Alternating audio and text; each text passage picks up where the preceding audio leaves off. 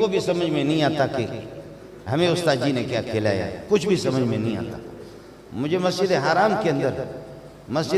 کے اندر ایک بہت بڑے شیخ الحدیث جن کے مدرسے کو 150 سال ہو گئے، 200 سال 150 سال، کہنے لگے مولوی منظور ہے کیا تیرے پاس، کیا ہے تیرے پاس؟ آپ سے زیادہ لوگ علم بھی زیادہ رکھتے ہیں، آپ سے زیادہ عمل بھی رکھتے ہیں، تقویٰ طہارت بھی رکھتے ہیں، لیکن سمجھ میں نہیں آتا کہ مولوی منظور کیا گڑ کھلا رہے طلباء کو کہ ہمارے پاس 150 سال 200 سال ہو گئے۔ آپ حضرات کو معلوم ہونی چاہیے مدرسے کے جو معاونین اور مساعدین ہیں، شہر کے اندر مرکز کے اندر جو ادارے ہیں، کوئی 150 سال سے قائم ہے، کوئی 200 سال سے قائم ہے۔ آپ کے مدرسے کو اب تک 10 سال بھی پورا نہیں ہوئے۔ وڈیرہ نور محمد کو بھی سلام پیش کرتا ہوں، وہ بھی چھپا ہوا پیچھے۔ آپ کے مدرسے کو 10 سال بھی نہیں ہوا ہے۔ اس 10 سال کے اندر اب یہ جو منظر آپ کو نظر آ رہا ہے، اس کے بعد ابھی جب وفاق کا امتحان ختم ہوگا یہ طلبہ چلے جائیں گے۔ 2000 کے لگ بھگ 450 تو علماء ہیں اور 23-24 مفتی حضرات ہیں اور یہ 30-40 کے قریب حافظ حضرات ہیں۔ یہ 500 کا وفد آپ سے چلا گیا، لیکن اس کے بعد ابھی علیکم ورحمۃ اللہ وبرکاتہ۔ محترم ناظرین کرام، امید ہے آپ سب خیریت سے ہوں گے۔ ہمارے اس چینل کو یقیناً آپ نے سبسکرائب بھی کیا ہوگا، اور ہمارے اس چینل پہ جو بھی بیانات اپلوڈ کیے جاتے ہیں ان کو آپ پسند بھی کرتے ہیں، تو لائک اور کمنٹ اور سبسکرائب ضرور کرنا یہ نہ بھولے۔ تو آئیے چلتے ہیں آج کے اس بیان میں آپ کو بتاتا ہوں کہ مولانا منظور مینگل صاحب کا اس بیان سے اصل مقصد کیا ہے اور اس بیان کا لب لباب کیا ہے۔ تو چلتا ہوں آپ کو یہ بتانے۔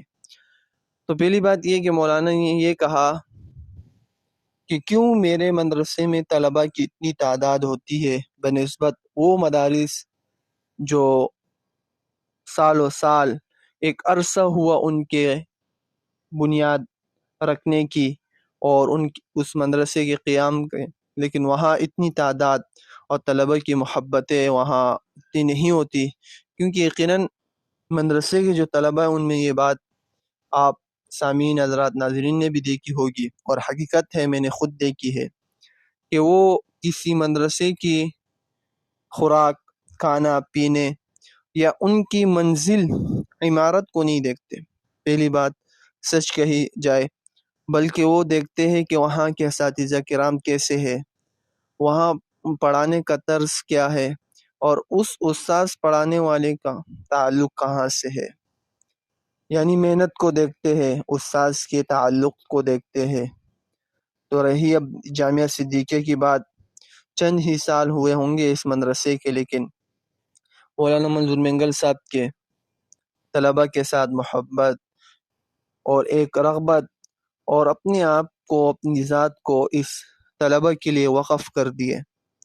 حضرت کئی کتابیں خود اکیلے پڑھاتے ہیں، ابھی کچھ کتابیں ان سے لی گئی ہے کہ آپ اتنا پڑھانا کم کر دیں اور آپ کی جو مصروفیت زیادہ ہے اس میں کچھ کمی آ جائے اور لوگوں کو وقت دیا جائے، عوام کو، پبلک کو۔